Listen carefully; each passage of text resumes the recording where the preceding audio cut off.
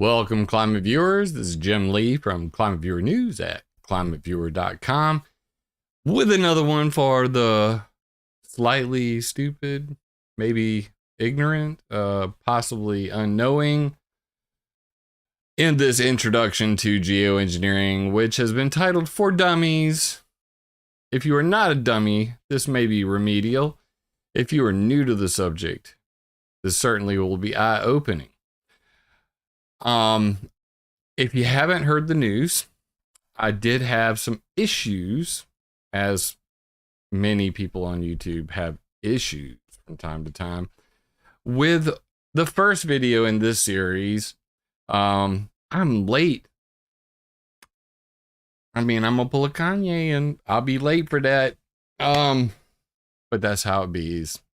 The first video in the series, Semper Fi awesome hot sauce in the house.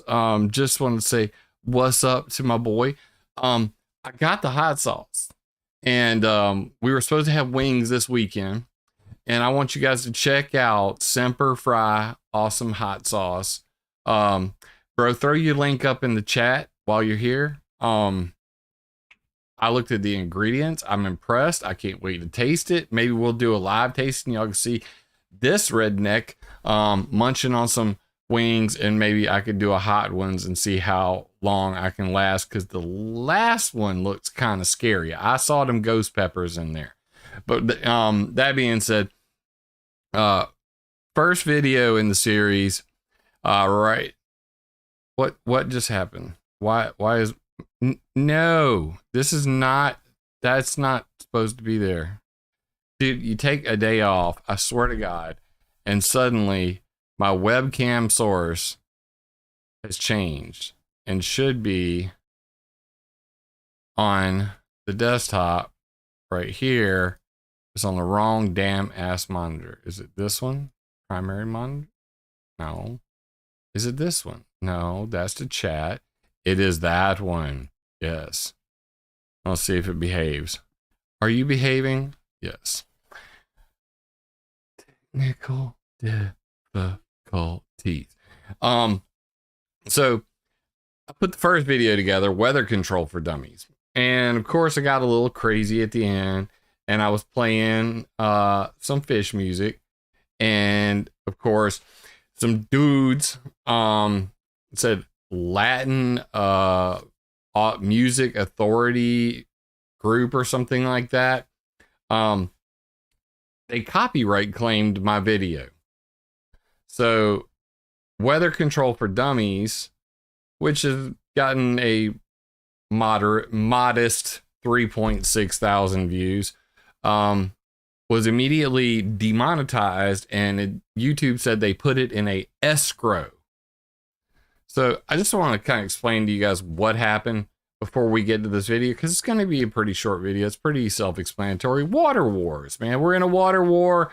Water is life, and we're going to talk about why that's important and how it's being modified, and how technocrats, explanation coming, redneck friendly, idiot proof education, technocrats want to control all the water on the world. They want to control all the resources. And of course, one of the most important, if not the most important, other than humans, is water. So I want to explain to you guys a little beef I have with YouTube right now. So some company was able to basically copyright claim my weather control for dummies video. And immediately, they started running ads on my video. And then I put in a copyright dispute. And this video was published on, it says just 1 month ago, October 30th, 1 month ago. So a month and 4 days ago, I published a video. The very next day, it got a copyright strike. And the day after that, I put in my dispute. Now it said you have 21 days for this to, work itself out. And of course, 21 days came and went, and I'm still sitting there watching copyright claim. And then it says on my YouTube dashboard, ad revenue held in escrow until dispute resolution. So I'm assuming escrow meant they were putting that in a little piggy bank in the side, and that after the copyright claim expired or whatever, that basically, you know, they would give me the money back.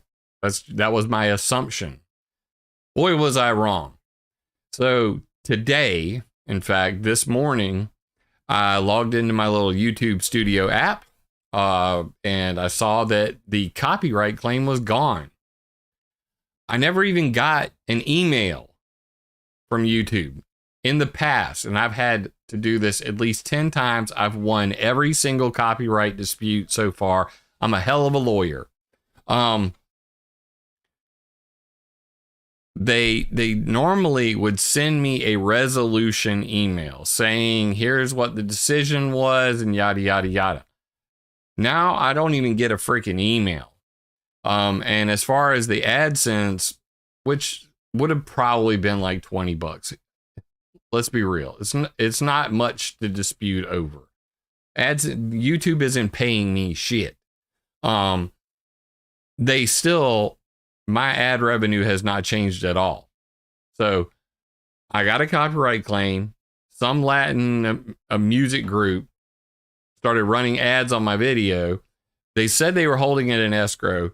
The copyright claim magically just disappears. I don't even get an update, and I haven't seen $1 back since.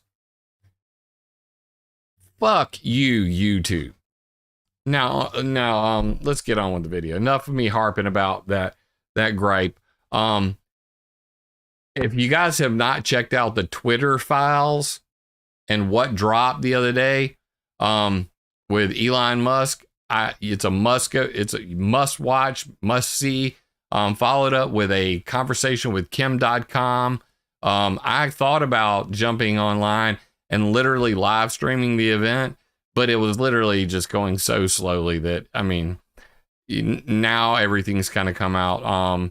There are some videos on, YouTube pays me like I'm a 1700s prostitute. Here's your 1 pence. Now fuck off. It's facts.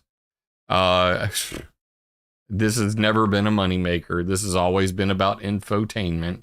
And it always will be. So rest assured. Being said, let's just get to the video, man.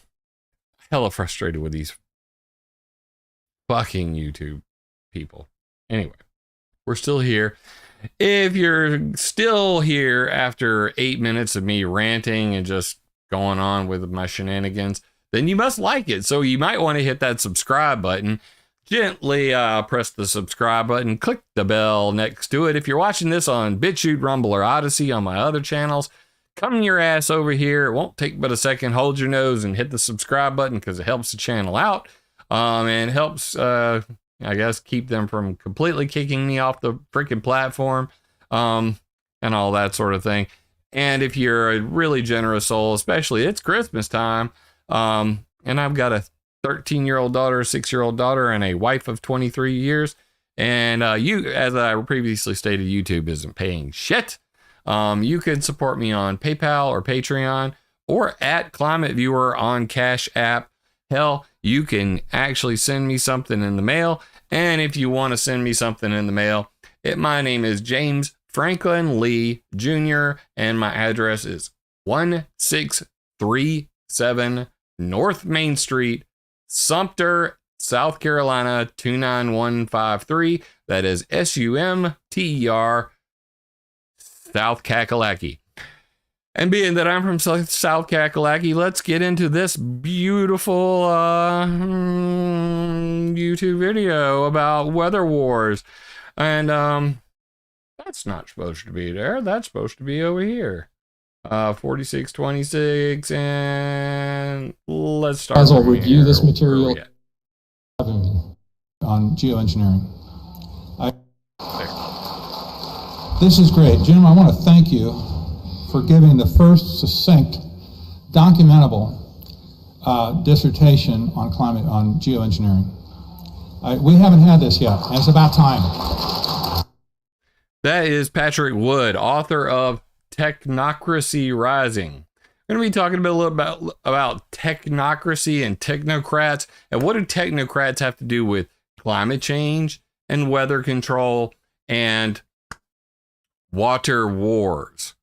So I expect that you all go to Patrick Wood's website, technocracy.news, and sign up for his newsletter. Tell him Jim sent you. I got to meet this gentleman at G. Edward Griffin's conference on global warming and inconvenient lie, and he gave me a nice pat on the back after my on-stage performance. And I'm going to do the exact same thing for him right now in this video. Now, let me get... Oh, that's just literally walking that back now, not changing tabs. Change tabs, bitch. All right. So, many moons ago, published August 2018, I created another PowerPoint presentation for your pleasure. And it was called The Climate Changers and Water Wars, Technocracy, Geoengineering, and Replacing the Water Cycle. This is probably the best overview of the why you're going to see anywhere. You can download this PowerPoint presentation here, or if you're feeling particularly froggy, you can go over to weathermodificationhistory.com, and if you do, down at the bottom of the page, you can scroll all the way to the bottom. All of my presentations, PowerPoint presentations, are there, from the weather control for dummies, HARP for dummies, chemtrails for dummies, and the water wars. And I actually created a PDF version of this that you can check out right here. And that way, you don't need PowerPoint or whatever. You can download the PDF version. All this is getting combined together into one, weathermodificationhistory.com and ClimateViewer.com. Just pointing it out for those who don't want to download a PowerPoint file. You can download this entire presentation as a PDF right here. So let's go back to the thing. We're going to fire up the thing, get my little laser. Oh, and by the way, the very first Red Pill Expo held by G. Edward Griffin, this presentation was part of that. And I actually titled that Geoengineering and Breaking the Water Cycle. And this presentation was submitted for that. Which is essential to our natural water cycle. Big ass hair. This is when I was still sick. I was unable to attend because of my thyroid issue. So look at the difference, bro. I mean, I need to pick on me a little bit here. I mean, damn, look like a damn zombie in that suit. But this presentation was for the very first Red Pill Expo. I sent in a video because I could not attend. And I revised it a little bit and then, made this PowerPoint presentation specifically for you, beautiful people of the internet. And let's just get into it. Let me turn my laser pointer on because that's fun. And here we go. So this was a presentation at the Red Pill Expo, Spokane, Washington in June of 2018. Revisited, reapplied with bandages, and let's get into it. So what is a technocrat? A lot of you probably are trying to figure that part out. Jim be saying technocrat. What the hell is that? Technocracy is a movement started in the 1930s by engineers, scientists, and technicians that proposed replacement of capitalism with an energy-based economy.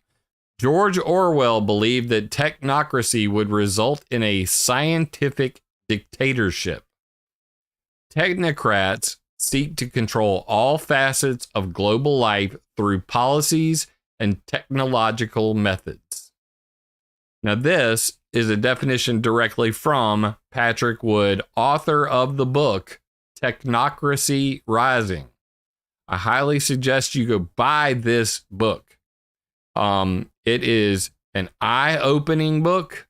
It explains everything from the United Nations, the WMO, the WHO, the IPCC, and every single globalist piece of shit in the world who holds up a degree in science and says, trust the science, or I am the science. These are the technocrats. They are, in hardy har, you're exactly right. They are dictators. Dictators. Scientific dictators. Okay, covered that. So what do technocrats have to do with water wars, geoengineering, and controlling the water cycle? Well, I pretty much see a 5-step solution that they have implemented to replace the natural water cycle. Ruin the oceans, kill trees, kill bacteria, make artificial clouds to replace them, and eventually geoengineer the entire damn planet so they have full control. Ruin the ocean, shut down evaporation cycle, claw process, and replace with boats and aircraft that increase water vapor in the sky. Kill trees, stop trees from cleaning the air, removing CO2, and producing seeds that create clouds. Use boat and aircraft to create clouds. Kill bacteria. Kill frost-creating bacteria that harm crops but are essential for cloud formation and rainfall. Artificial clouds. Tracks bunker fuel creates ships, and aircrafts create contrails, induce cirrus clouds. What the hell did I write there? Ships that run on bunker fuel create ship tracks, marine stratocumulus clouds, and aircraft create contrail-induced cirrus clouds. I think Google be editing my damn file because I certainly didn't write that. Now I'm gonna have to go ahead and check my original video because I know I didn't write that. Geoengineering, climate engineering, or climate intervention technology will alter rainfall patterns worldwide, creating winners and losers. There's literally a period at the end of each of these. Google has edited my damn file. The censorship struggle is real, my friends. Because the water cycle is in a state of devastation, and it is currently being replaced. Normally, we would have evaporation from oceans and lakes and streams, which then condensates, transpiration from plants, i.e., there's actually seeds created by ground-based vegetation and trees, little specks of dust that water sticks to, and all of this condensates with water vapor in the sky that evaporated, which then eventually falls as precipitation. It precipitates or rains out, and then it runs off on surface, collects in groundwater, and eventually some of it also returns back to the oceans and streams, and the water cycle continues. This has been interrupted. The question we're answering today is why and how. Destruction, destroy the ocean. Losses of diatoms were most significant in the North Pacific, the North Indian, and was the equatorial oceans. The scientists' study suggests that a likely cause, a shallowing of mixed layer by 5.9 feet. The mixed layer is the uppermost layer of the ocean, and a shallowing would reduce nutrients available for phytoplankton growth. Why the mixed layer shallowed is still uncertain. But I'm going to say plastics, Fukushima, and ship tracks are probably the likeliest cause. Something is seriously fucking wrong with this PowerPoint. This is hosted on Google Slides, and I swear to God, I'm going to go through this and replace this. Speaking of replacing the water cycle, Google this, some fucking shenanigans, bro. Plastics, see North Pacific garbage patch and other gyres that collect plastic, continuously leaking radioactive cesium since March 2011 from Fukushima, and ship tracks creating artificial clouds which mimic what phytoplankton do naturally. Let me explain that. So, the ocean is covered in a layer of plastic at the surface. Micro little particles of plastic. Normally, radiation from the sun, heat, would heat the uppermost layers of the ocean, and that causes evaporation. However, this has changed different. It changed a lot because diatoms were most significantly affected in the North Pacific, North Indian, and less in the equatorial Indian Oceans. But this is a shallowing of the mixed layer by 5.9 feet. And that is what is the main nutrient that feeds phytoplankton. This is part of something called the claw process. Basically, it goes like this. Let's get into it. We'll do that right after gyres, I believe. So what's a gyre? By now, most of us are aware that a large patch of floating plastic in the middle of the Pacific Ocean. What you may not know is that it's made up of not made up of plastic bags and empty bottles. It's made up by billions of tiny pieces of plastic. It's basically invisible unless you're floating in it. While this might sound better, it's actually much worse for the environment and you. By the way, the North Pacific, the Pacific Ocean plastic gyre is not the only one. There's also ones down here in the Atlantic, South Atlantic, and the Southern Indian Ocean. There are many different gyres, and they're basically like a toilet bowl. That there's a circulation there, causes all of it to condense in one area. But that doesn't mean that it's the only place that has this photo degradation of plastic into really small polymers. There's a lot of issues with the chemicals and how it affects phytoplankton. Phytoplankton basically creates, like, most of the air we're breathing on the planet comes from ocean phytoplankton. Most people think it's like trees and stuff, but that's not true. So phytoplankton essential for life, and they're also part of cooling the planet, believe it or not. It's called the claw process, how phytoplankton naturally regulate global temperatures and make clouds. So we start like this. Cooling. Cooler temperatures lower phytoplankton, which results in less dimethyl sulfide cloud seeds and less clouds. More sunlight starts to come in because there's less clouds. Fewer clouds means more sunlight reaches the surface of the earth, temperatures rise, and phytoplankton begin to grow rapidly. Warming. Warmer temperatures and less clouds leads to phytoplankton growth, which means increased dimethyl sulfide cloud seeds, because phytoplankton fart dimethyl sulfide, and phytoplankton farts make a great cloud seed. So in addition to water vapor evaporating, dimethyl sulfide gives the water vapor something to coalesce or condensate on, to stick to. So water sticks to phytoplankton farts. Phytoplankton also produce oxygen that we breathe, and whenever they eat CO2, they dry up and fall to the bottom of the ocean. They're pretty damn important.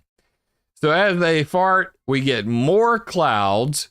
Increased cloud cover reflects sunlight back to space and leads to cooling.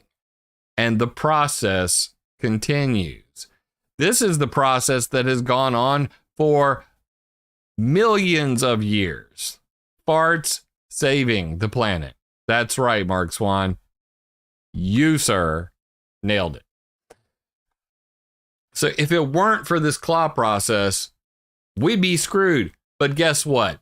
Do a quick Google search, and even on that censored up piece of Silicon Mafia trash, you will find article after article about how phytoplankton is disappearing at a rapid pace. This is interrupting the evaporation process and cloud formation process worldwide. Nobody's talking about it except this guy. Destroy the forests. Now, I guess I don't really need to harp too much on deforestation. We all know that it's happening.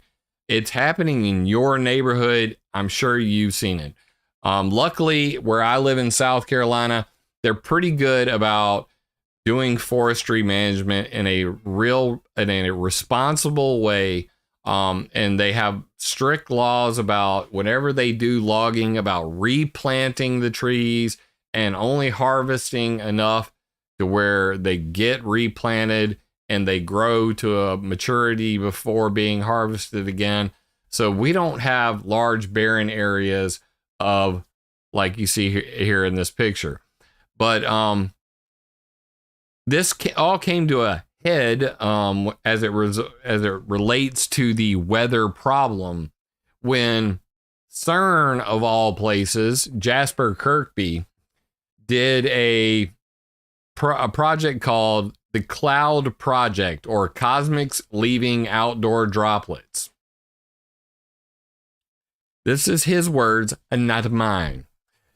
The results not only point to a cloudier past, but they also indicate a potentially cooler future. If Earth's climate is less sensitive to rising CO2 levels, as the study suggests, future temperatures may not rise as quickly as predicted.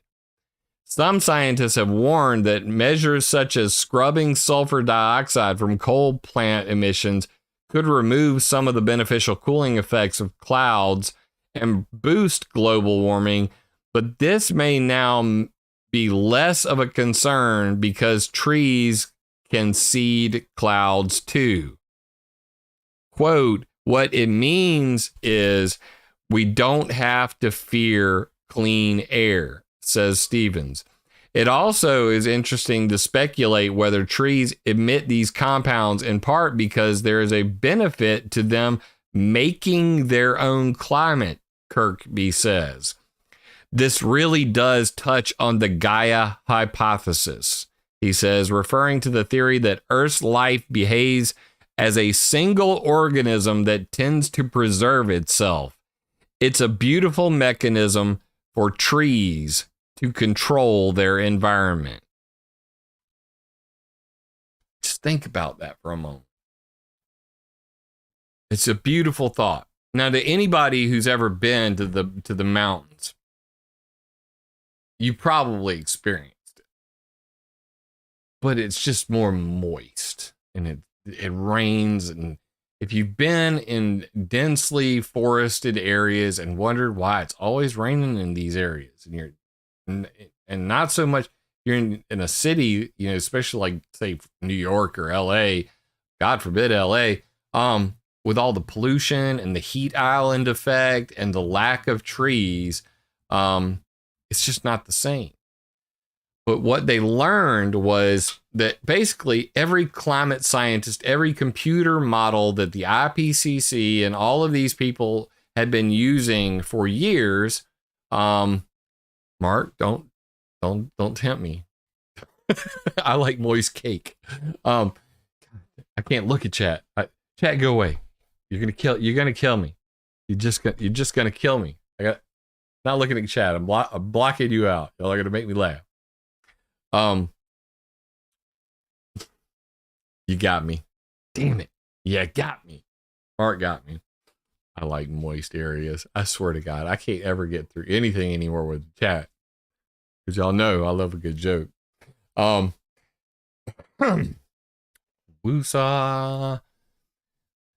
So, climate models assumed that pre-industrial times were less cloudy.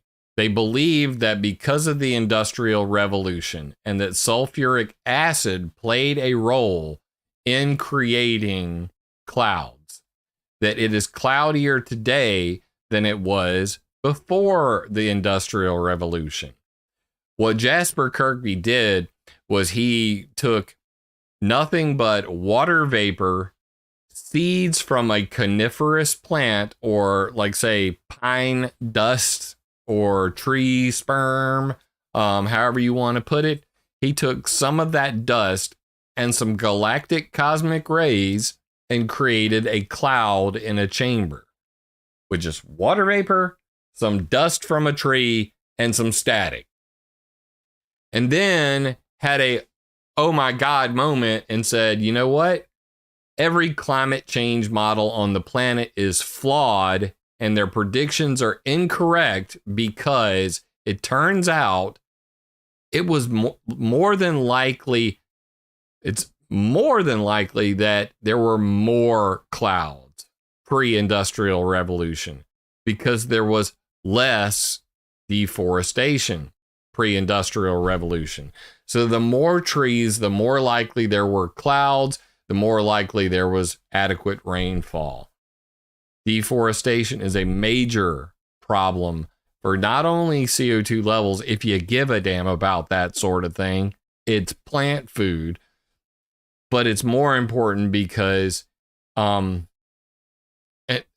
could give 100 reasons. I used to say at the end of every video, unless someone like you cares a whole awful lot, nothing's going to get better. It's not, because I am the Lorax. I am the physical embodiment of it. I'm a tree hugger. I'm a tree lover. Long live trees. Plant trees. More on that in just a minute. Fixing the Dust Bowl. So we had climate change, and it turned out that, you know, maybe making large monoculture crops all across America was a bad idea. And then cutting down, you know, so many trees led to increased winds along the ground, increased erosion, which resulted in clouds of dust, big dust storms, sometimes miles high, as pictured here. And you have to ask yourself, what was the solution to climate change in the 1930s? Because clearly the breadbasket of America, turning from fertile, beautiful farmland into a fucking desert, is climate change in a very short span of time. And it had nothing to do with CO2. This is the strongest argument I can make against the climate change narrative going on today. We had a dust bowl. It had dick to do with CO2. How did we fix the dust bowl? Answer on the screen. The Great Plains Shelter Belt. By 1942, 220 million trees had been planted, stretching out 18,600 miles in a 100-mile wide zone from Canada to the Brazos River. Pictured right here. This is Canada. This is down in Texas and Oklahoma, all the way down to the border. From border to border, right here, through Texas, Oklahoma, Kansas, Nebraska, South Dakota, North Dakota, we planted the U.S. government planted 220 million trees. The federal response to the Dust Bowl, including the Prairie States Forestry Program, which planted the Great Plains Shelter Belt, and the creation of the Soil Erosion Service, represents the largest and most focused effort of the U.S. government to address an environmental problem in the history of this country. And guess what? It worked. It worked.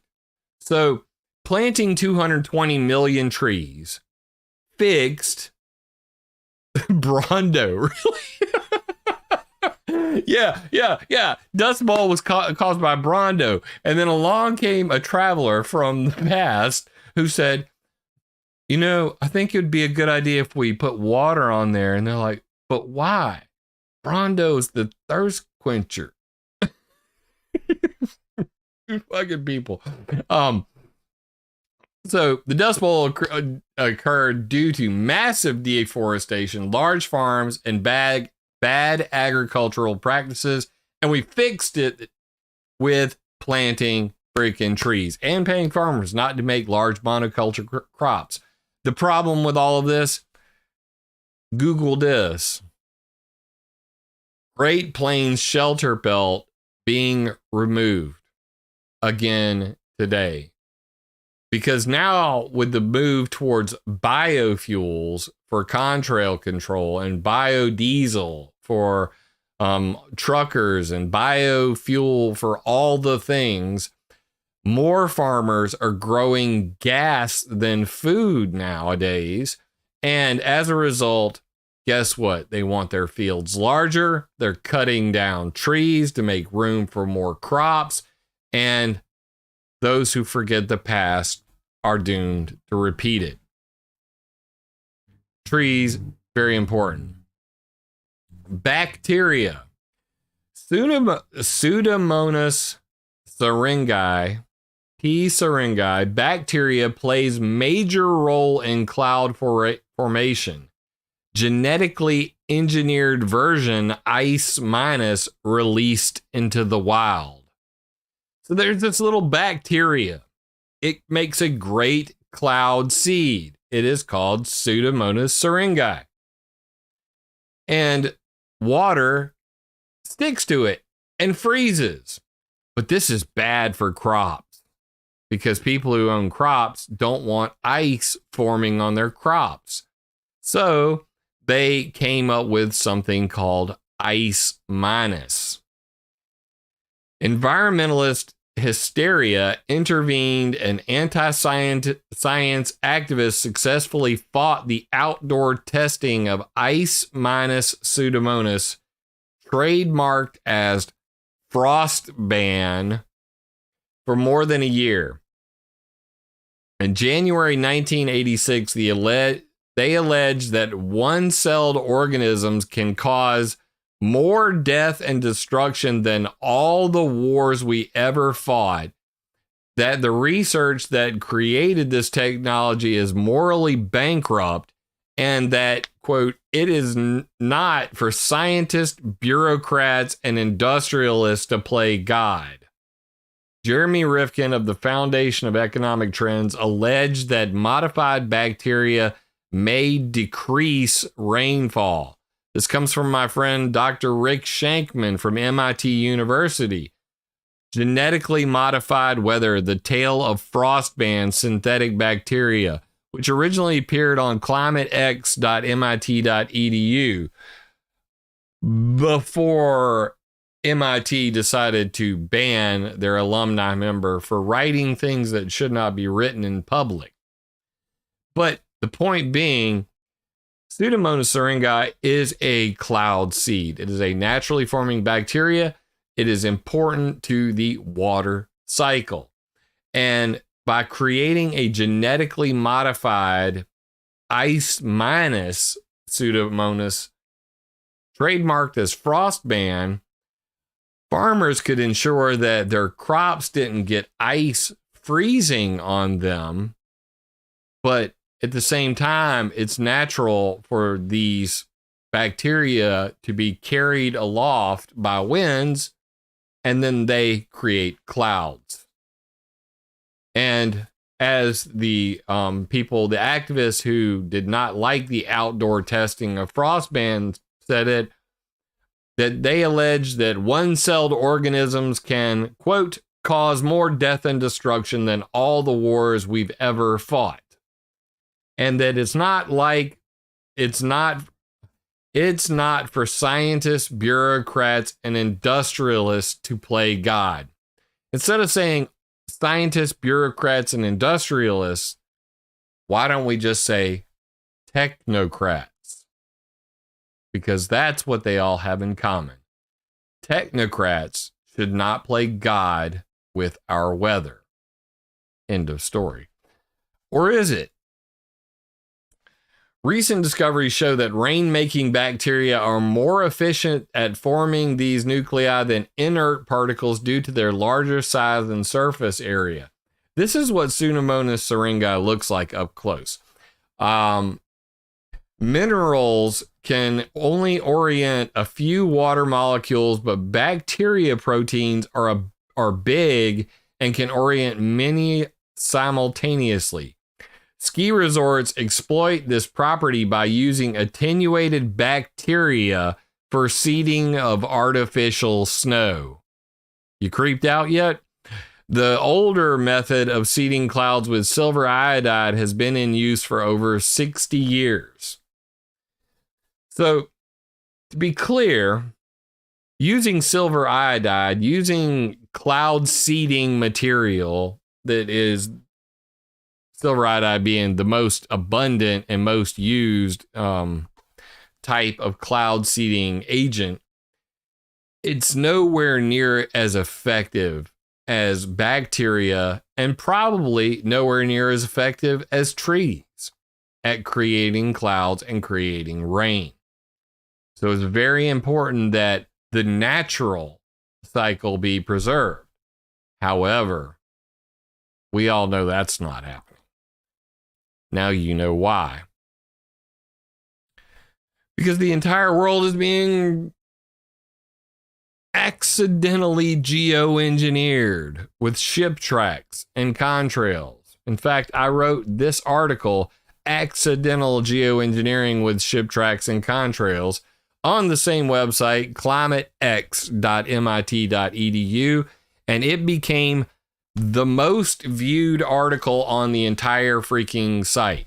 So the gentleman, Dr. Rick Shankman, that wrote the Tale of Frostban article, reached out to me on Twitter. He said, Jim, I think you should come onto the MIT website, write an article about this. You'd kill it. And I did. And I wrote this article. This article's still available on ClimateViewer.com, Accidental Geoengineering with Ship Tracks and Contrails. It got the most views and the most shares of any article ever posted on climatex.mit.edu. And of course, how did MIT University, the prestigious, uppity-nosed, technocratic society, respond? They deleted it, and they deleted everything Dr. Rick Shankman, who graduated from MIT, ever wrote. In fact, they trashed the whole fucking website and made a brand new one. And of course, none of our articles came back. All the other ones did. You know why. You know why. Technocrats have decided to replace natural cloud formation with technological fixes dubbed as accidental geoengineering. Ship tracks and aircraft contrail-induced cirrus clouds. Oh, who's this? MIT Technology Review. We're about to kill a massive accidental experiment in reducing global warming with bunker fuel from ship tracks. This article is on the internet. You can go read it. SmithsonianMag.com, Smithsonian Magazine, like the Smithsonian Institute and Museum. Airplane contrails may be creating accidental geoengineering.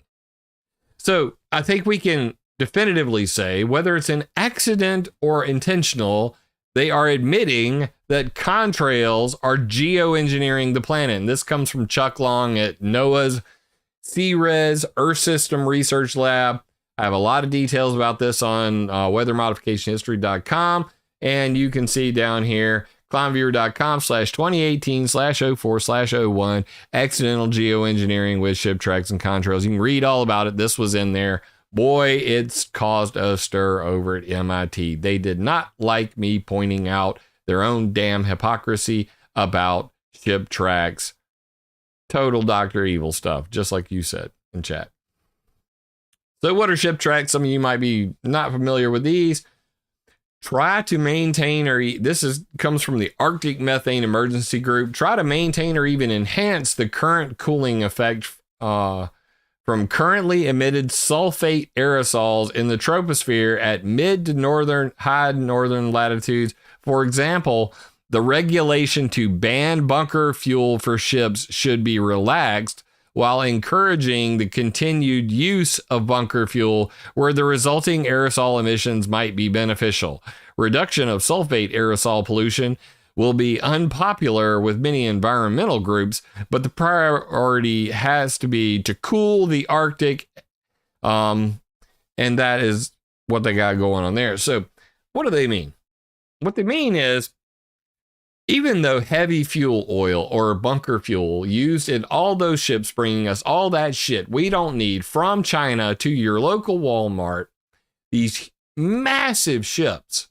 In fact, one ship, let's put it this way, the 7 largest ships that travel across the Pacific Ocean, just 7 boats, create more CO2 than every single car on the planet. Let that sink in when they're pointing their finger at you saying, you're to blame. Climate change is going to kill everybody, man. We need to get rid of the whole fossil fuel industry.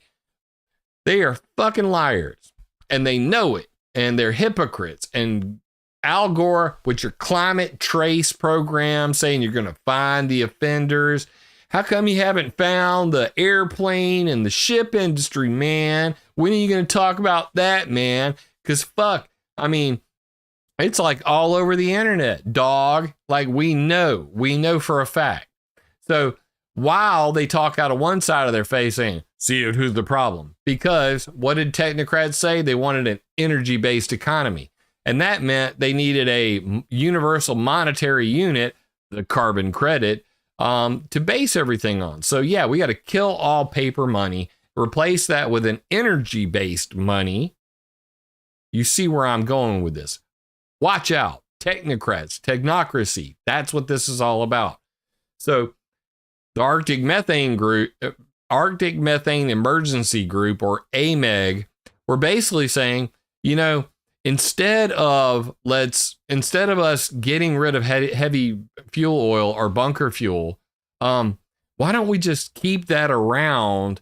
Because, it creates these ship tracks that are 10 to 100 miles wide and thousands of miles long that coalesce into marine stratocumulus, basically blankets over the ocean, which they believe reflect sunlight back to space and cool the planet.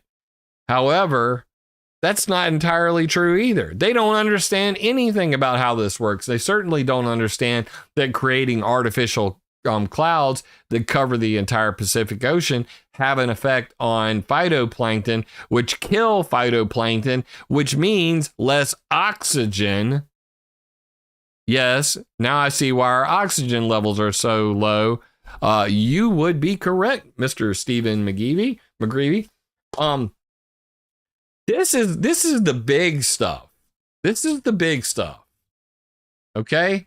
We're talking about why, how's this working, and what's the big ass picture here? More. Let's do this.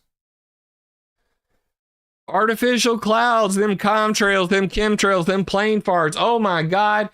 Everybody says it's just a conspiracy. Put your tinfoil hat on. Shut up. Shut up. Contrails during the day cause cooling because they reflect sunlight back into space. During the night, they trap infrared heat, causing heating. So it's a balance between the two time intervals. We would like to have more CICs, contrail-induced cirrus clouds, during the day and none during the night. This was a statement from Dr. Rangasai Halthori in response to questions that I sent him. Dr. Rangasai Halthori is the head of the Federal Aviation Administration's Aviation Climate Change Research Initiative, ACRI, ACCRI. And I basically sent him a series of questions after I did 3 separate interviews with him on the phone. And his response, quite frankly, surprised me that he would admit we would like to have more clouds during the day and none during the night. This isn't a question of, what's the FAA's position on chemtrails? Are you going to do something about the plane farts that are making the cirrus clouds? Because we really don't like the cirrus clouds. People are freaking out about the cirrus clouds. In fact, it's the most visible climate change going on today. Not quite as visible as the Dust Bowl, but hell, it's hella visible. And people are constantly saying, look up, and trying to get their neighbors to look up also. But the doctor from the FAA in charge of the Biofuels for Contrail Control program said, we would like more clouds by day and none during the night. You see, now I got a real problem with that. And I do need to make a slight correction, because you're going to see like right here at the bottom, this is actually incorrect. This isn't from Ken Caldeira's Climate Change and Geoengineering, Artificially Cooling the Planet by Thinning Cirrus Clouds. It's actually from Ulrich Lohmann, and it was called a Cirrus Cloud Climate Dial.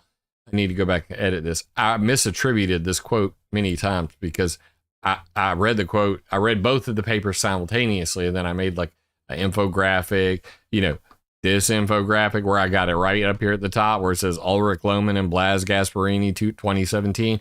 Anyway, that's beside the point. I'm just harping on this.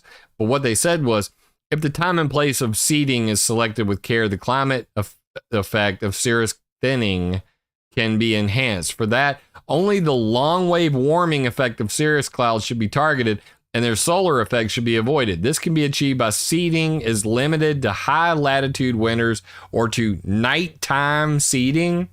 Nighttime, we want clouds during the day and none during the night. We can change the way these plane farts and these clouds work if we do cirrus cloud thinning or cirrus cloud seeding to melt the clouds away over the North Pole or South Pole in the winter or at night. And this comes from Ulrich Lohmann and Blas Gasparini, a cirrus cloud climate dial, at the top of this infographic, this beautiful infographic I made, where you can see the incoming solar radiation being reflected by clouds back into space, but at the ground, it being reflected back down, because these cirrus clouds create a blanket over the planet, a Venus effect that trap heat at the ground. So between what Dr. Rangasai Halthori said, we want more clouds during the day and none during the night. And what Ulrich Schumann said from the Germans DLR, their version of NASA, recent results on the climate impact of contrail cirrus and mitigation options at the ICAO Colloquium on Aviation and Climate Change 2010. We want less warming and more cooling contrails, predictable for operational planning. They want to control these plane farts. They want to control the clouds that they make, and they want them to cool the planet, not heat the planet. So They're not planning on getting rid of those plane farts anytime soon. If you think your bitching is going to stop them from making clouds that block out the sun, that turn the sky white, that whiten the sun, you're crazy. They have no intention. It's come right out of their mouth. Hell, the head of the FAA's Aviation Climate Change Research Initiative had the stones to tell me straight to my face, look, bruh, we want more clouds during the day and none during the night. Suck on it. And that's how technocrats work. Oh, there's that same infographic. But you see, I got up here, it says climate change and geoengineering artificially cooling the planet Earth by cirrus cloud, thinning cirrus clouds. A great paper, not the paper that actually said it. It's been a minute since I've seen this, obviously, you know what I'm saying?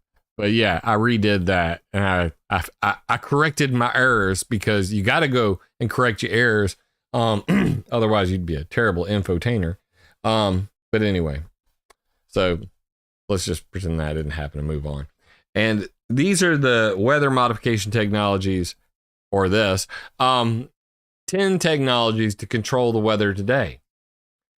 I am enraged by this, says Dominic Marama. He is enraged by this. Why is my chat window acting stupid? I mean, seriously, what's up with that? Why it's not updating again? Streamlabs, you suck. The internet all sucks. Good Lord. Anyway, Storm Fury 101 in chat. That's Dominic Maramo. That's my homeboy from weathermodificationhistory.com. Everybody say hi. Tell him you love him. Vincent Peretti with $130 super chat. Be still, my beating heart. Vincent, I love you. You just literally super chatted more than I've made an entire month on AdSense. Oh, my beating heart. Thank you, Mr. Vincent. I appreciate you appreciating me. Hey. Tell me when you want those feet pics, bro. So anyway, you guys have seen the 10 technologies picture. So what is this? Let's summarize a little bit. Weather modification history. 95% of people surveyed have no clue men attempt to control the weather despite over 100 years of scientific experiments overhead. From the early days of rainmaking to weather warfare and future geoengineering plans, everyone is clueless. Like pluviculture from 1800 to 1946, where they attempt to make rain with cannons, x-rays, electrified sand, all kinds of crazy shit. In fact, if you go to weathermodificationhistory.com, you can come up here to the newspaper section, which Dominic Marama created. And there's Dom with his beautiful visage, who's in chat right now, Storm Fury 101. Everybody say hi to Dom. Hi, Dom. How you doing? You sexy. I like you, Dom. I want to marry you and make you an American. Won't you come on down here, Dominic?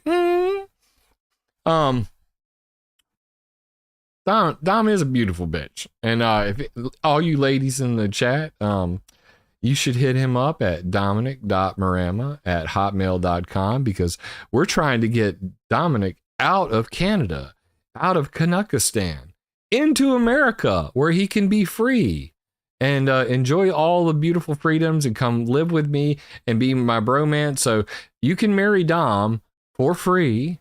And I'm giving him away live on this broadcast right now. It is your opportunity to marry a Dominic Marama, aka Storm Fury 101, in chat. And if you do so, you will be the lucky winner of a very talented graphics artist, a weather nerd, a 3D modeling genius. He's a beast with Blender. He also can fix your pipes, if you know what I'm saying. So any inquiries, if you're serious, send the pics to me, I'll send them to Dom. Now, for real, dominic.marama@hotmail.com. When's your birthday, Dom? Everybody love you song.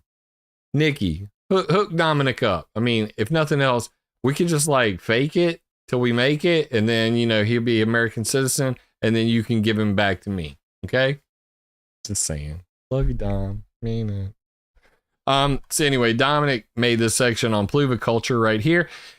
Over 875 beautifully made newspaper articles on weathermodificationhistory.com at weathermodificationhistory.com/newspapers.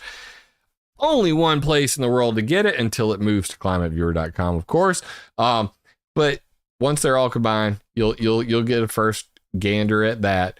But until then, you can see things like I said, X-rays. Yeah, that's a thing. That is actually a thing. This is a photo of the Sacramento Union from Sacramento, California, Sunday, July 20th, 1919. Producing rain with X-rays. Scientists' newest method of making droughts impossible. And the list just goes on and on. Using cannons jostling the clouds to change the weather in Popular Science Monthly, October 1919. This is the most priceless collection of fancy shit ever. And I mean, you just got to look at it. Spraying liquid air in clouds. Liquid air in clouds to make it rain. I mean, they tried everything. You would not believe all of the different things that they tried. And it just gets crazier. Electrified sand being liberated from a plane. Okay? I think I proved my point. Back to the thing. So that was the age of pluviculture, back when they tried anything and everything all the time to make it rain. And then in 1946, Vincent Schaefer, Irving Langmuir, and such, they created cloud seeding in its current form using dry ice and silver iodide. And, you know, the idea was cloud seeding can be used for rain enhancement, creating drought, decreasing hail, and has yet to be proven they have yet to prove the scientific efficacy of cloud seeding to this day. They cannot prove beyond a shadow of a doubt that what they say they're going to do will actually occur. So there is no actual cloud seeding science. There are cloud seeding scientists. There are people that spray cloud seeding material. Results, who fucking knows? They don't know. Weather warfare in Vietnam and over Cuba in the 1960s, early 70s. Cloud seeding is the only technology documented that has documented evidence of being used as a weapon of war. So silver iodide and lead iodide used during Operation Popeye and the weather warfare over Vietnam. Facts. Geoengineering, present, stratospheric aerosol injection. This is actually supposed to say 1994 to present. Dude, they have really screwed my shit up. It's all backwards. It's all mess up. Google, why you do this to me, bro? We had a thing back in the day and then you turned evil. Anyway. Stratospheric aerosol injection for solar radiation management. Global laws currently being written to deal with the dead people as a result of altered rainfall patterns. These are just facts. How cloud seeding works. Snowpack augmentation.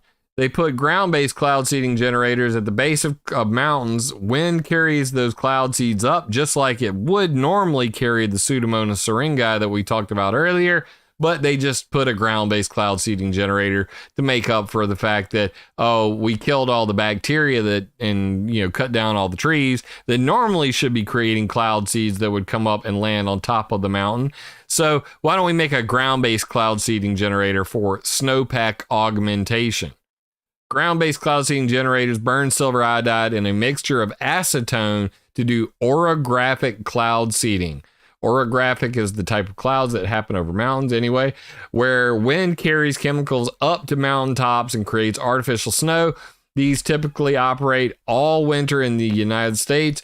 In fact, if you look at the reports that are sent into NOAA from October through March of every single year since 1948, ground-based cloud seeding generators have been operating.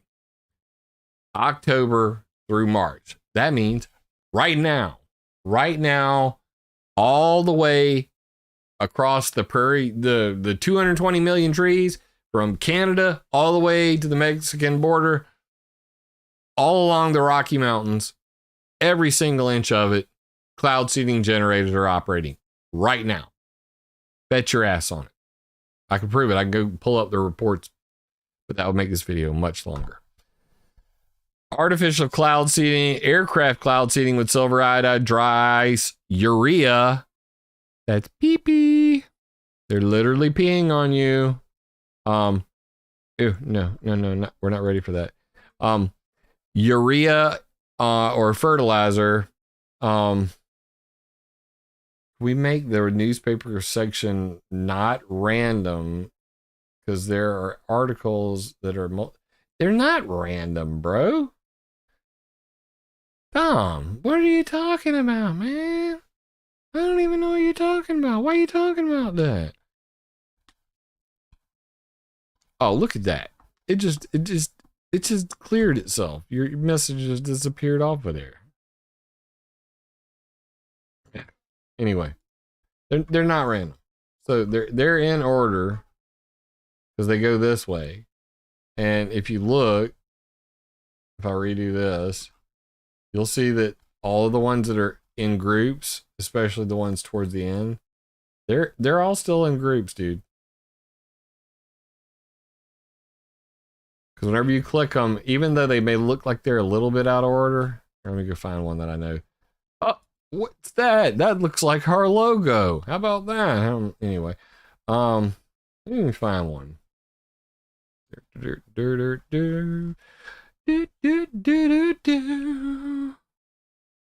R-Kellying us. They literally are. It's on the weather modification form you fill out for the government. And there's that comic. This is a really good one. Project Storm Fury. I wonder where you got that name from, Dominic. Where'd you get the name from, Dominic? Storm Fury. But all right, so there's the first one. Okay, this is the page 1. That's the page 2. That's the page 3. That's the page 4. Suck it, Dominic. They are not in random order. I told you so. I told you so. I programmed it correctly. It works the way it is supposed to. As you can clearly see, these are all from the same document. They are in order, sir. Okay. Point proven. I just had to pwn Dominic live. But you still should marry him because I want to make an American citizen. So go to the bottom of the section and then scroll up. Bruh, now you're just screwing with me. Just screwing with me.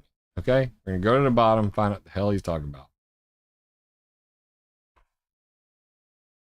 What, like the poker flat thing?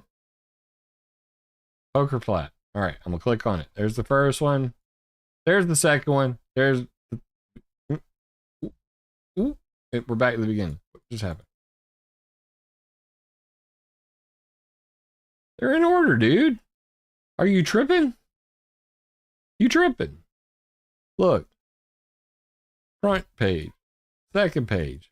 Third page. They're in order. It's just... That's just because of the way it works, bro. This is called masonry. It just stacks them where they can. But if you click them... The complete bottom. I'm at the complete bottom. And as I scroll up, it's gonna keep shifting them around to try to get them in order. Nobody starts at the bottom, bro. You being weird. You being real weird. Are you talking about like this one? Still in order, even though it looks like it's over here. It's still in order. When you click the next button, they're in order. See? They're in order. No matter how you try to change it. Now, just to fuck with you, I did put a shuffle button up here at the top.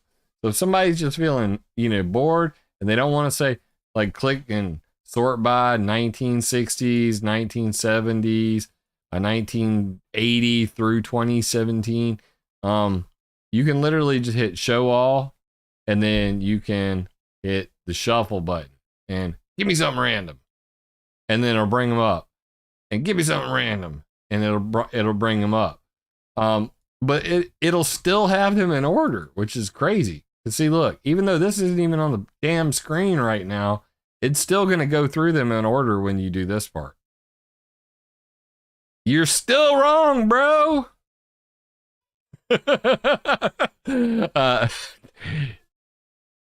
You're not busting my balls. My balls have been busted a very long time ago by my wife. I promise that much. All right. Back to the shoe. Anyway, I could have fun with the newspaper article all day. And somebody, please, for the love of God, if you live in America, not anywhere else, but if you live in America, marry Dominic Marama and make him a free citizen of the United States. Thank you very much. Downwind effects of all of this PP and carbon black dust. Even concrete dropped from planes. The Russian military was literally throwing bags of concrete out of the back of planes to make it rain. This was recently. Look it up. It's a funny article. Put in Russian Air Force concrete crashes through roof. They were just chucking bags of concrete. Didn't even open them up. That's how dumb these people are. What do? We want to make the rain, but do we cut the bags out? Fuck it, man. I don't feel like it. And they just throw the whole bag out the back of their, cargo plane. Anyway, downwind effects. Cloud seeding can lead to drought from overseeding clouds. Can increase storm intensity, increase hail and flood damage. These effects can lead to loss of crops, property, and life. This is not being accounted for, and that is a major problem. Weather warfare, make mud not war, Operation Popeye. We already talked about this. Rainmaking over trail tried by the CIA. These are the weather modification cloud seeding bombs, the cold cloud modification system created at China Lake Naval Warfare Station in California. China Lake cloud seeding bombs, the cold cloud modification system. This was also used during Project Storm Fury when they were trying to steer hurricanes. But anyway, rainmaking over CIA by the CIA. You guys should know about that. And then there's Project Nile Blue, where another CIA plot, Cuba crops. But the seeding near Cuba was to create less rain, not more. It was supposed to squeeze rain out of clouds before they reached the island. You might say we tried to embargo rain clouds. So these technocrats in the military-industrial complex literally wanted to kill Castro's sugar crops, so CIA tampered with Cuba's weather. CIA are the weathermen. Not only did they do it in Vietnam, they did it over Cuba, and this was in the 1970s. Imagine the fucking possibilities today. I mean, we were rocking Ataris back then, Commodore 64s and crap. We have supercomputers now. Come on, just do the math with me. There's a lot of fucking possibilities there. If they could stop rain from reaching Cuba in the 1969 through 1970, imagine what these technocrats in the military-industrial complex and the CIA could do today, let alone Russia and China and all of the other powers that want to play God. In fact, the Russians, during the Chernobyl meltdown, they wanted to stop the rain from reaching Moscow. And how he made the Chernobyl rain.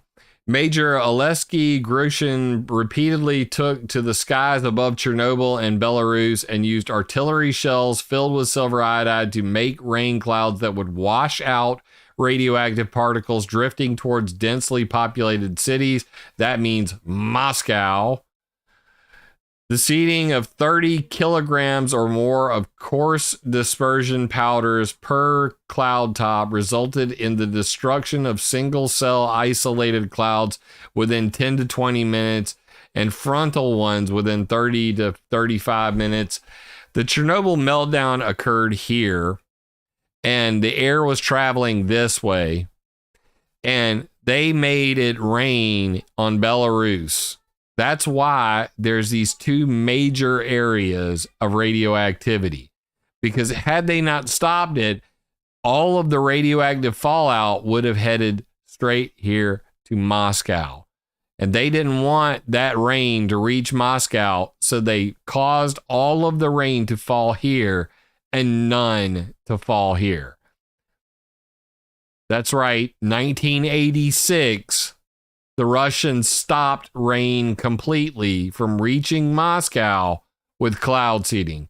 You can create a drought intentionally using weather modification technologies. What about at the Chinese Olympics in 2008? Weather engineering in China at the Olympics 2008. Then, using their 2 aircraft and an array of 20 artillery and rocket launch sites around Beijing, the city's weather engineers will shoot and spray silver iodide and dry ice into incoming clouds that are still far enough away that their rain can be flushed out before they reach the stadium. Very similar to what we just talked about. Exact same idea. From 1960s, we don't want rain to reach Cuba. To the 1986, we don't want radioactive rain to reach Moscow. To 2008, we don't want it to rain on the fucking Olympics because we didn't build a dome on top of the stadium. Finally, any rain-heavy clouds near the bird's nest, that was the stadium, will be seeded with chemicals to shrink droplets so that rain won't fall until those clouds have passed over. Zhang Qing, head of Beijing's Weather Modification Office, explains, "We will use a coolant made from liquid nitrogen to increase the number of droplets while decreasing their average size. As a result, the smaller droplets are less likely to fall and precipitation can be reduced."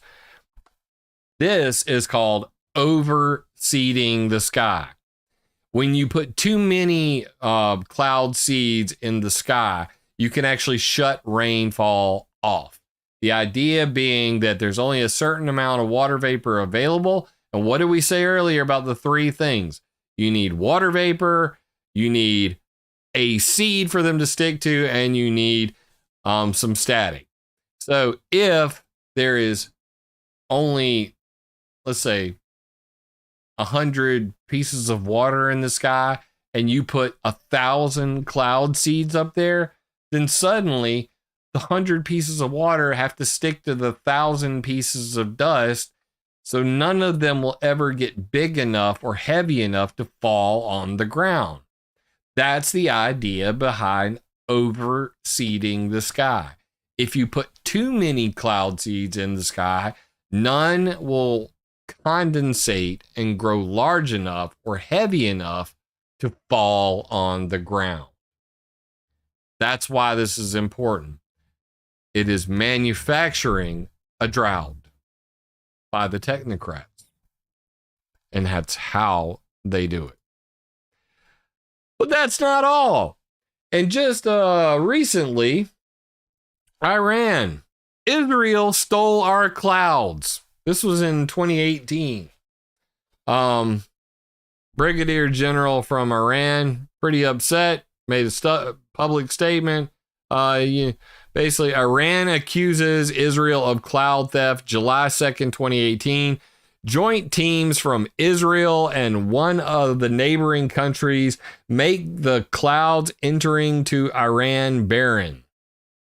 Moreover, we are faced with cases of cloud theft and snow theft by Brigadier General Gholam Reza Jalali, head of Iran's civil defense organization.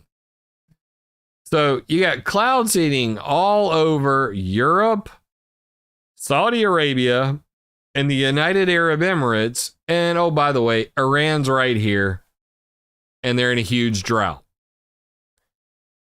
Does anybody see this as a possibility? Do you think that it's possible that the Western powers, the powers of the Five Eyes and all of their might, in combination with greedy water barons and cloud seeding technocrats, could create a situation where Iran had overseeded skies? I think so. I think that's highly likely. And all of this is to get your acceptance of legal geoengineering. The idea that we would easily give away our power to the World Economic Forum and the United Nations and all of the above, all of those technocrat globalists, is in the works and coming, whether you like it or not. It's so, it seems, every single day. As UN Assistant Secretary General Janos Pastor said, the emissions and climate change that we're causing with that is already a massive experiment on our world that we don't really know the outcome of. So I don't think we should start another set of experiments and go into geoengineering. I think we should get our act together and reduce our emissions. The problem with that statement is that it coincides with exactly what they said earlier, a massive accidental experiment in reducing global temperatures with ship tracks. Accidental geoengineering. He says that our pollution is a massive experiment on our world. So we really shouldn't go into geoengineering till we figure out what that experiment is. So it goes like this. Step one. This is, if you don't take anything else away from this video, I want you to really understand these 4 steps, because this is the way it is going to happen, period. This is the pig plan by the technocrats. This is the global grab for the water cycle. This will mean control of life and death anywhere on the planet. That's why I do what I do. That's why this matters. That's why your support matters, for that matter. And just to throw that back up there, please support the channel. Please hit that subscribe button. Gently smush that like button. But this is the plan of the technocrats. Step 1, call it accidental geoengineering. Motherfucker, it was accident. I didn't mean to do that. You mean to do that? We didn't mean to do that. That was all accident. It's just pollution. What are you talking about? You're paranoid. Begin geoengineering, climate engineering, or climate intervention using pollution sources that create clouds. Call it an accident. I wrote all these words. Damn, they're priceless. One more time. Step 1, accidental geoengineering. Begin geoengineering using pollution sources that create clouds. Call it an accident. Bro, I'm not gonna click that yet. I'll click that in a second. Bro, don't do that to me. Step 2, geoengineering governance. Write laws to exempt technocrat scientists from legal liability. If you look into geoengineering governance, you will find a plethora of technocratic jargon and legalese on how to make it where they can get away with doing geoengineering on a worldwide basis without ever having any legal liability. That's what geoengineering governance is about. Field experiments. Begin testing geoengineering technology and gauge public response. See David Keith Scopex from Harvard Solar Geoengineering Program, funded by Bill Gates. Scopex, the stratospheric controlled perturbation experiment, where David Keith plans on floating balloons into space and, into the stratosphere and spraying chemicals. That's geoengineering. Finally, step 4, legal global deployment. Gain control of Earth's thermostat and alter rainfall patterns worldwide. Own the weather. This is the plan. Everything is going to plan, according to plan. And right now, we're on step 3. We are at step 3. I will prove that beyond a shadow of a doubt right after this. So technocracy and the control of the weather. Yeah, I may have an eyeball for a logo, but it is because I can see everything that you motherfuckers are up to, and I am watching the watchers. It is called surveillance. It is about keeping an eye on these technocratic sons of bitches. But what are technocrats? Scientists, universities, global governments, climate change, water wars, the military. They're all related. And now you know how they do it, why they do it, and it's for control of all of the resources on the planet. Humans being number 1, water being number 2, and without water, we're all screwed. That's why it's so important that you support this channel and support the Environmental Modification Accountability Act at climateviewer.com/nmod, a way to actually catch these bastards in the act of doing weather warfare, to hold the corporations and universities to account by requiring transparency and prior notification before they get to do their shenanigans. So that's kind of important. So now that we've reached the end of this, I just wanted to harp on this one last thing. So I told you it's already going on. So I want to point out 2 things real quick. If you go over here to the weather modification history timeline, you click on geoengineering and you scroll to the bottom, you can see David Keith Scopex, which is right here. And this is the stratospheric controlled perturbation experiment, spring 2019. They tried to launch the balloon in Arizona in 2019. They tried to launch it in Sweden in 2020. And they said, basically, hey, look, we're going to keep trying until we get it right. But this is funded by Bill Gates and Harvard University. And Frank Koich is the head lead on this with David Keith, if you guys don't know about it. But the idea to float a balloon up into the stratosphere to then spray chemicals to block out sunlight. That's what Scopex is. And this is the whole idea behind it. We should do this. This comes from an older idea, also from Bill Gates, called the Strato Shield. They went from Strato Shield to Strato Cruiser. The original idea was to float a blimp up into the sky it was attached to a hose. And you can see that in this picture right here. It's number 7 in the bottom right of the corner. That is actually the Strato Shield hoses that I put in the picture there. Back to this picture. This comes from Bill Gates as well. Intellectual Ventures Lab was a offshoot of Microsoft that was held by Bill Gates and freaking Nathan Myhrvold, the patent troll. So they came up with this idea of pumping chemicals directly into the stratosphere from ground-based hose that was attached to little blimps. And then they switched to, oh, well, shit, we should use balloons. I'm not going to play all these videos. Anyway, that's David Keith right there.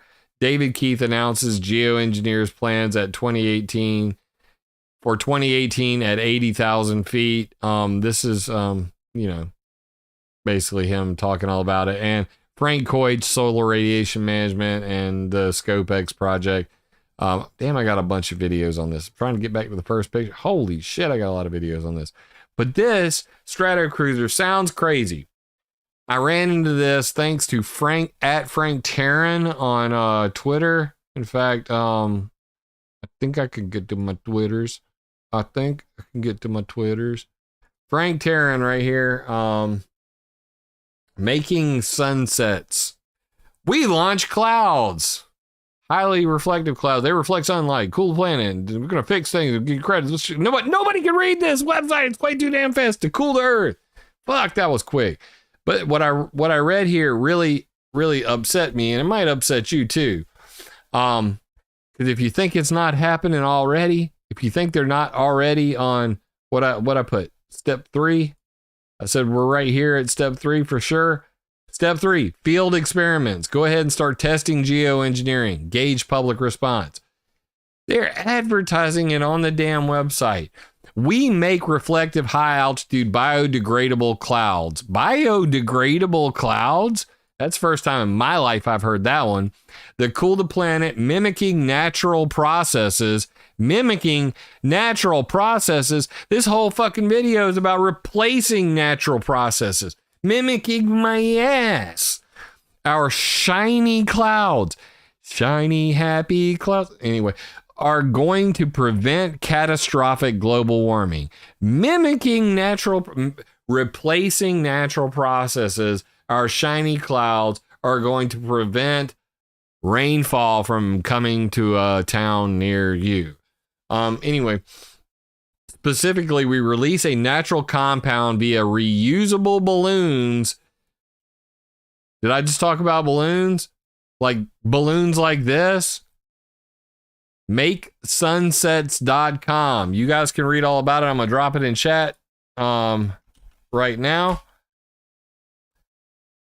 We release a natural compound via reusable balloons to create reflective clouds in the stratosphere. They're really effective. 1 gram of clouds offsets the warming that 1 ton of CO2 emissions creates in a year. I don't know where they come up with that math, but whatever, bro. After 3 years, our clouds compost and settle back to the earth.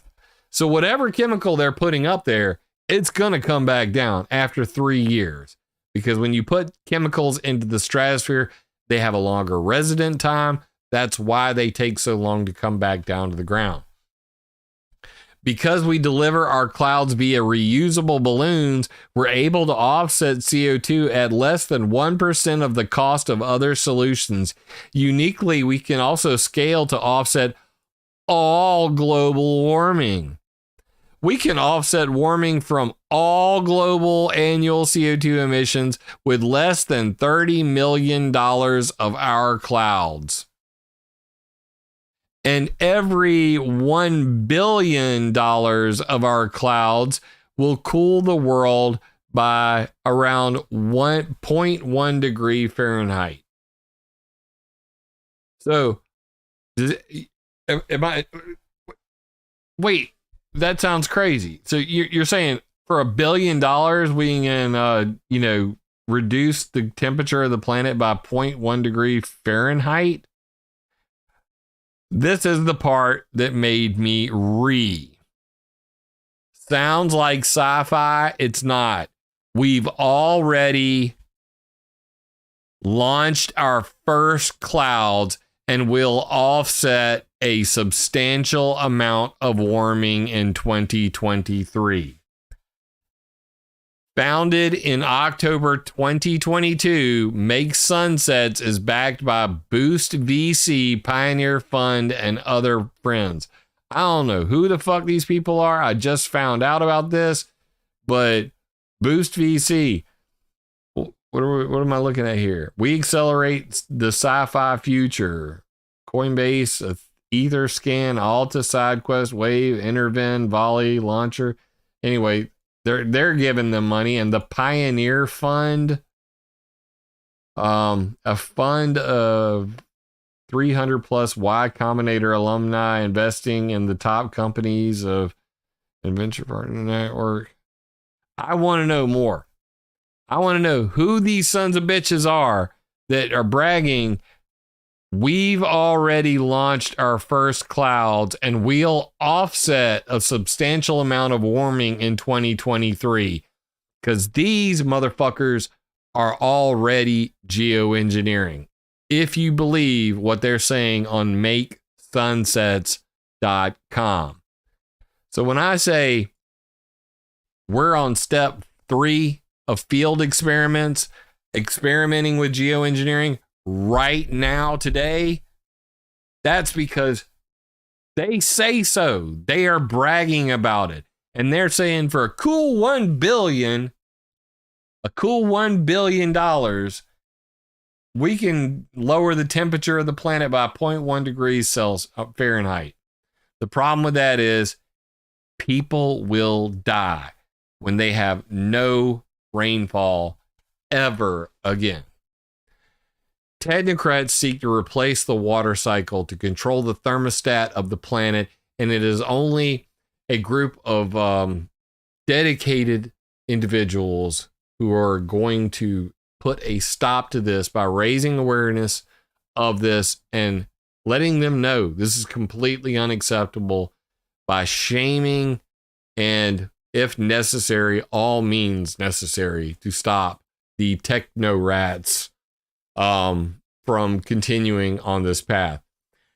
Geoengineering should be banned. There should never ever be a legal version of geoengineering. Accidental geoengineering should end in every single format, and a return to the natural weather process is the only way forward for this planet to become sustainable, to be green. The only way to be green is with actual green things like phytoplankton and trees. And technocrats, please, kindly, with sugar on top, fuck off. With that being said, I put a whole lot of information in here in dummy format. I hope that this was informational. I hope that you understood the things that I was saying today. If not, let me know in the comments if you have any other kind of questions. I do plan on making a new PowerPoint, weather warfare for dummies. Now that, of course, is going to take quite a while, because right now the main thing I have on my plate is combining weathermodificationhistory.com and climateviewer.org with all the maps onto climateviewer.com. So there is one website to rule them all, brand new, with all this in stunning clarity, easy to understand. It is dummy proof, and that way we can start fresh for the new year. I'm working on that, and I got a whole lot of other stuff to do as well. I have a job now. Really sucks because donations have dried up. Thank you very much to Vincent Peretti for the $130 super chat. That's the first super chat I've gotten in like 3 or 4 months, which is kind of epic. But like I said, please hit that subscribe button.